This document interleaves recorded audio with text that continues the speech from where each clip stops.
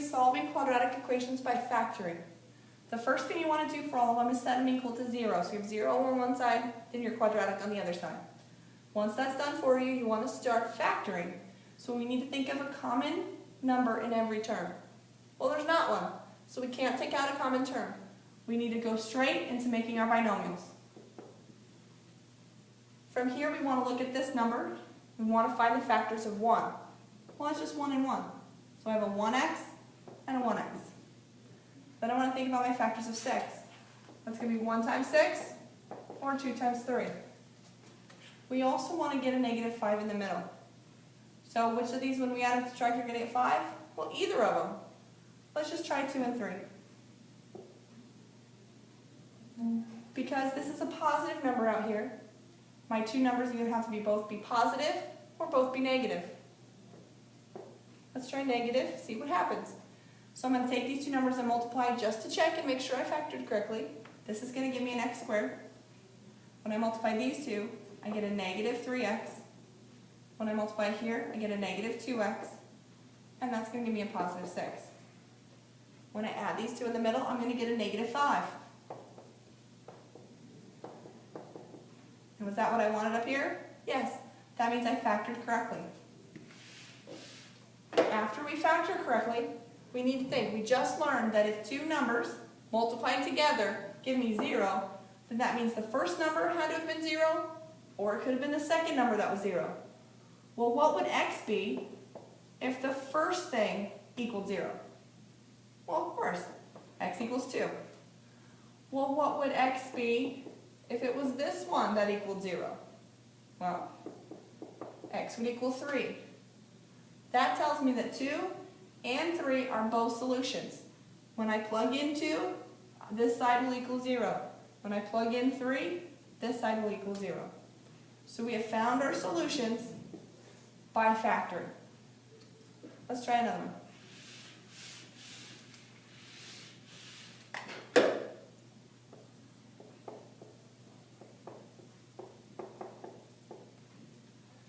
Again, we want it to equal 0. We don't have a 0, so let's move these two terms to this side and leave a 0 over here.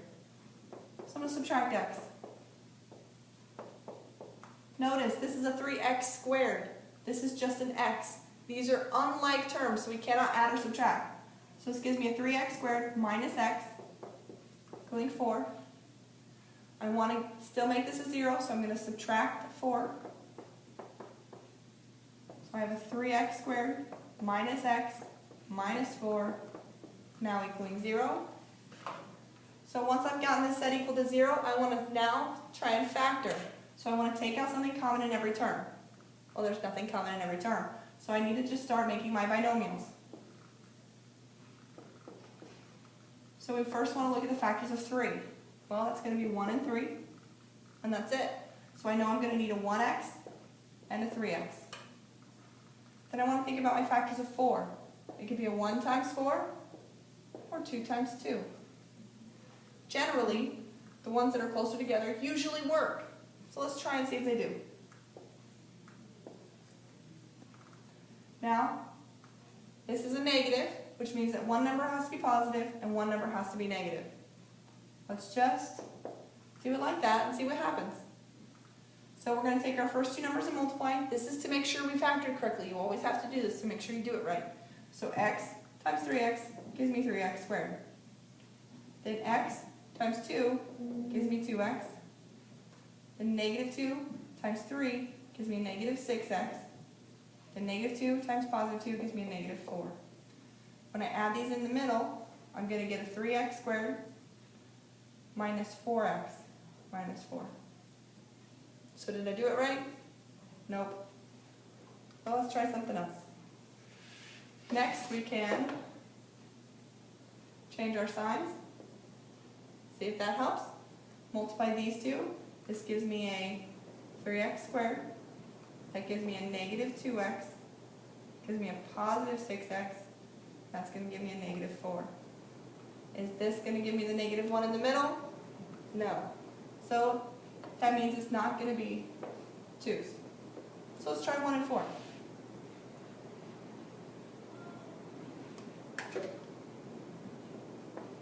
And again, because it's negative, one has to be positive, one has to be negative. Let's try this, see what happens. I take x times 3x, I get 3x squared.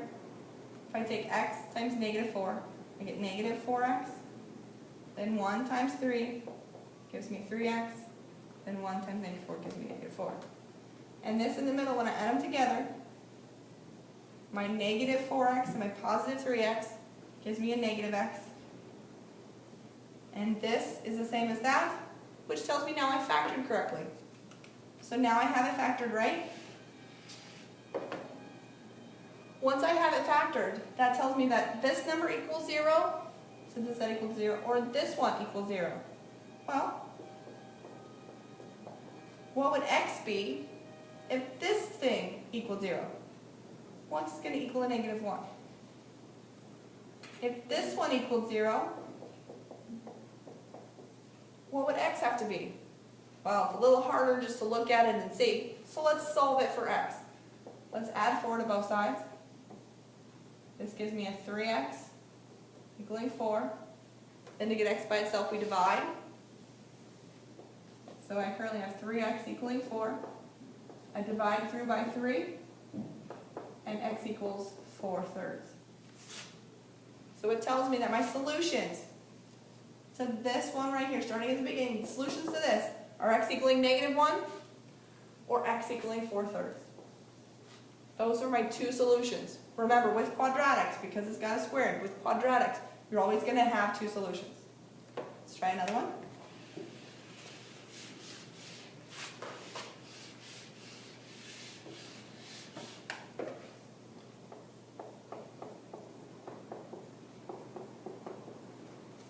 So we have this. We want to start by factoring out something that they have in common. Since it's already set equal to 0, I need to factor out something in common with both. Well, the numbers are both even, so I definitely have a 2. So I can factor out a 2 from each. But also notice, each of them have an x. So I can also factor out an x. When you factor out a 2x here, when you factor 2 out of 4, you're left with 2. When you factor an x out of x squared, you're left with just an x. Here, when I take a 2 out of the 6, I get a 3. When I take the x out of an x, I just get a 1. So my x goes away. Well, hey, do I have something squared anymore? No, now it's fully factored. It tells me that this term times this term equals 0. So that means this term, 2x, equals 0. And it also means 2x plus 3 could equal 0.